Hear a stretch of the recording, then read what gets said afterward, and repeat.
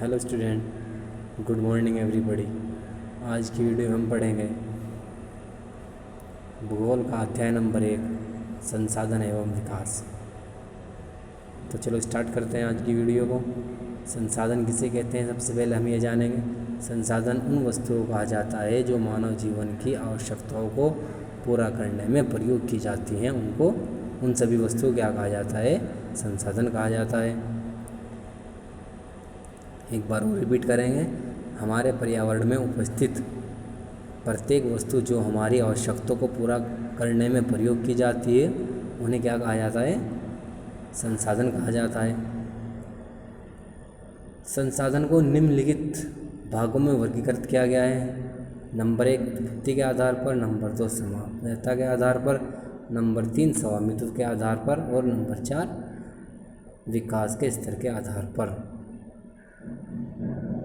नीचे चार्ट दिया हुआ है, ये जानते हैं, इसके बारे में पढ़ेंगे। संसाधन को निम्नलिखित 2 भागों में बांटा गया है। नंबर 1 प्राकृतिक संसाधन, नंबर 2 मानवीय संसाधन। मानवीय संसाधन वे संसाधन होते हैं जो हमें मानव से प्राप्त होते हैं, जिनको हम खुद आविष्कार करते हैं, वे सभी क्या कहलाते हैं, मानवीय संसाधन। मानवीय संसाधन भी 2 टाइप के होते हैं, जैसे संरचना एवं संस्थाएं। जैसे आपका स्कूल है, कॉलेज है, ये क्या है, मानवीय संसाधन है। और इसका दूसरा पार्ट है मात्रा एवं गुणवत्ता। मात्रा और गुणवत्ता के आधार पर भी जो हमारे संसाधन है वे क्या है, मानवीय संसाधन।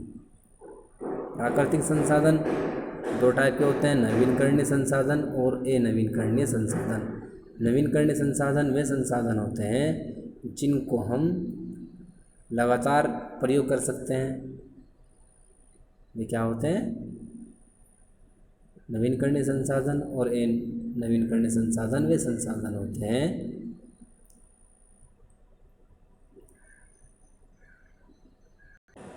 जिन्हें हम चक्रीय रूप में इस्तेमाल करते हैं। जैसे हमारे पास कोई धातु का टुकड़ा है, हमने उसको काट कर छेद कर प्लेट बना दिया। प्लेट के बाद हमने उसका कुछ और मेट बना दिया, तो क्या होता है, चक्रीय। और ये चक्रीय संसाधन वे संसाधन होते हैं जिन्हें हम इस्तेमाल करने के बाद नष्ट हो जाते हैं, वे क्या कहलाते हैं, ये चक्रीय संसाधन। जैसे ईंधन, कोयला, लकड़ी, ये सब क्या हैं, ये चक्रीय संसाधन।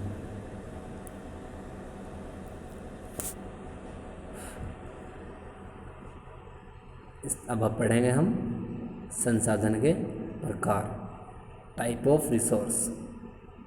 सबसे पहले हम पढ़ेंगे इसमें उत्पत्ति के आधार पर। उत्पत्ति के आधार पर क्या होता है, जीव संसाधन 2 प्रकार के होते हैं। नंबर 1 जैव संसाधन। जैव संसाधन वे संसाधन होते हैं जो हमें जीवित वस्तुओं से प्राप्त होते हैं, ये क्या कहलाते हैं, जैव संसाधन। जैसे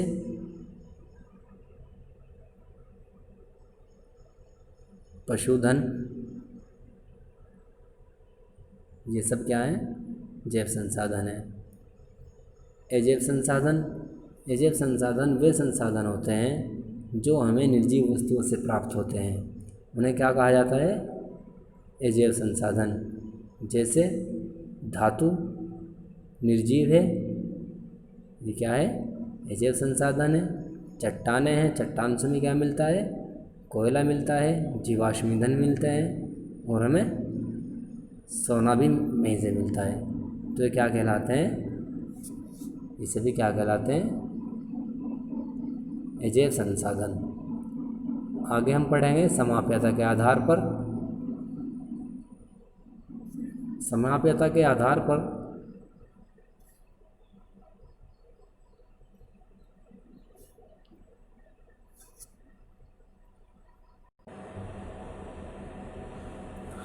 नवीनकरणीय योग्य संसाधन वे संसाधन जिन्हें हम रासायनिक क्रिया द्वारा पुनः उत्पन्न किया जा सकता है, वे सभी क्या कहलाते हैं? नवीनकरणीय संसाधन कहलाते हैं। जैसे पवन, जल को हम बड़ी बड़ी मशीनों द्वारा शुद्ध किया जाता है, तब वो उपयोग में लाई जाती है। ये क्या है? नवीनकरणीय संसाधन है। अनवीनकरणीय संसाधन वे संसाधन होते हैं जो हमें काफ़ी समय में प्राप्त होते हैं मगर नष्ट बहुत जल्दी हो जाते हैं। जैसे ईंधन, लकड़ी, कोयला, ये सब क्या हैं? अनवीनकरणीय संसाधन है। जैसे पेट्रोल है, पेट्रोल को एक बार इस्तेमाल करने के बाद क्या होता है? नष्ट हो जाता है। तो ये क्या है? अनवीनकरणीय संसाधन। लकड़ी, कोयला, ये भी इस टाइप के हैं। इनको एक बार इस्तेमाल करते हैं तो ये नष्ट हो जाते हैं। तो ये सभी क्या हैं? अनवीनकरणीय संसाधन। इसमें आगे हम पढ़ेंगे स्वामित्व के आधार पर। स्वामित्व होता है स्वामी, किसी चीज़ का स्वामी, मालिक। इसके आधार पर पढ़ेंगे हम। नंबर 1 में इसके व्यक्तिगत संसाधन। वे संसाधन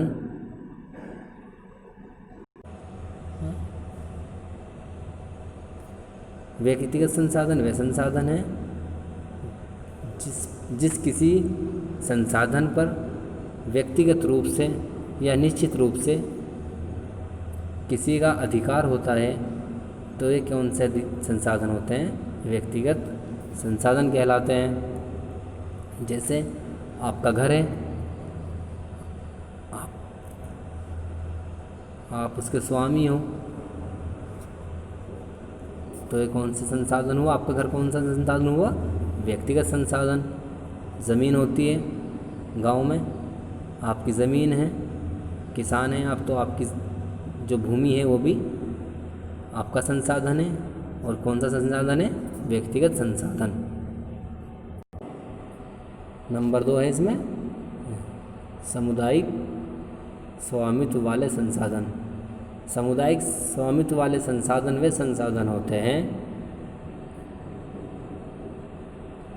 जिन पर सभी का अधिकार होता है। जैसे खेल के मैदान, पार्क, ये क्या हैं? सभी सामुदायिक स्वामित्व वाले संसाधन हैं। इनको सभी इस्तेमाल कर सकते हैं। तो ये कौन से संसाधन हुए? सामुदायिक स्वामित्व वाले संसाधन। नंबर 3 राष्ट्रीय संसाधन।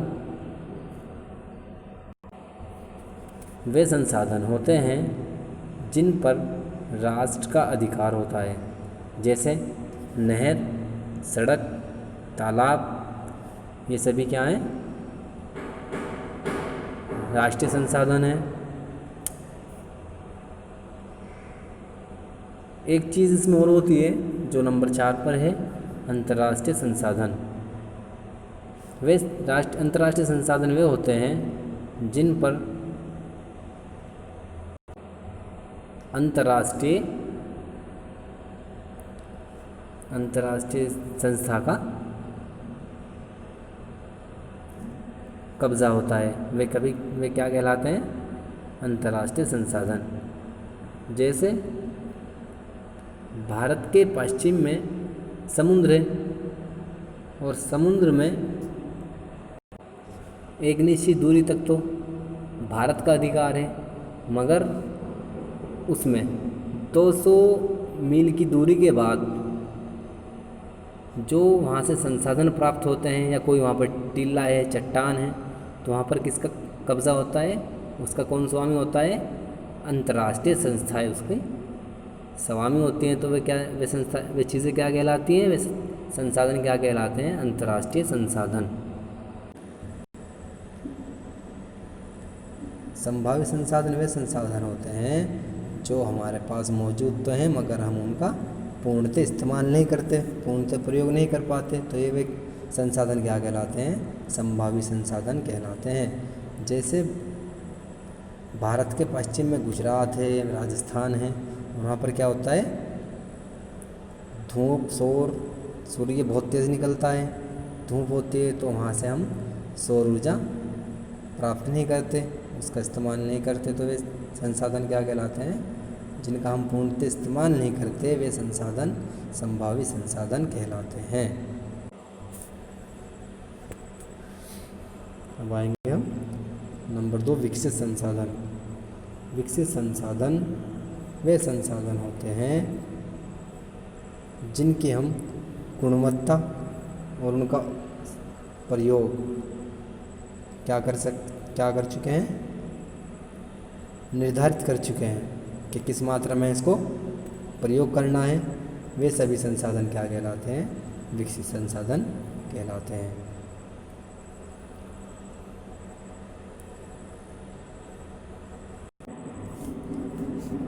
नंबर 2, नंबर 3, भंडार। वे संसाधन जो हमारे पर्यावरण में उपस्थित तो हैं मगर हम उनका इस्तेमाल नहीं करते, उनको प्रयोग नहीं कर पा रहे हैं, तो वे संसाधन कौन से संसाधन कहलाते हैं? भंडार संसाधन कहलाते हैं। जैसे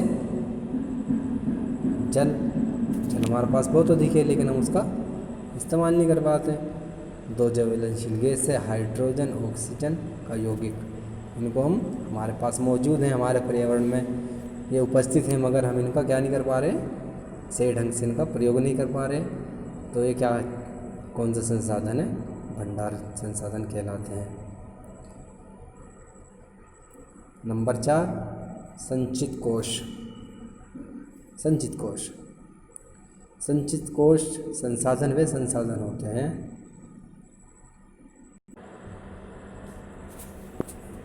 संचित कोश वे संसाधन होते हैं जिन्हें हम तकनीकी ज्ञान के सहायता से प्रयोग में ला सकते हैं। वे संसाधन कौन से संसाधन कहलाते हैं? संचित संसाधन कहलाते हैं, जिनका हम अभी प्रयोग नहीं कर सकते मगर भविष्य में उनका प्रयोग किया जा सकता है। ऐसे संसाधन संचित कोश संसाधन कहलाते हैं। जैसे नदियों के जल को विद्युत उत्पन्न करने में प्रयोग किया जा सकता है, यह आने वाले टाइम में किया जाएगा, परंतु वर्तमान समय में इसका प्रयोग सीमित पैमाने पर ही किया जा रहा है। तो ये संसाधन कौन से हैं? संचित कोश संसाधन।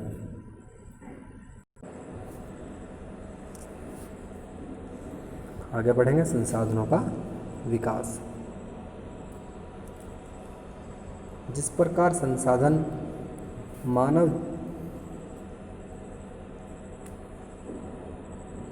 मानव के लिए अत्यावश्यक वस्तुएं हैं, उसी प्रकार इसका संसाधन का अत्यधिक प्रयोग मानव जीवन के लिए संकट बनता जा रहा है। जैसे कुछ व्यक्तियों के प्रलोभन के कारण संसाधनों का ह्रास किया जा रहा है। समाज को 2 भागों में बांट दिया है, जिसके पास अधिक संसाधन है वो अमीर बन गए, जिनके पास कम संसाधन है वो गरीब समुदाय में बट गए हैं। तो समुदाय में, समाज में इसने ऊंच नीच को पैदा कर दिया है। संसाधनों के अंधाधुंध शोषण से वैश्विक परिस्थितियों के संकट उत्पन्न हो गए हैं, जैसे भूमंडलीय तापमान, पर्यावरण प्रदूषण, ओजोन परत, जो हमारी ओजोन परत है उसमें क्या हो गया है? उसमें छेद हो गया है। पवन जो है ये भी हमारे लिए घातक बनती जा रही हैं। जल है ये भी हमारे लिए घातक बनता जा रहा है, और पृथ्वी जो है अपना संतुलन को खो चुकी है। आज की वीडियो में इतना ही। थैंक यू, धन्यवाद।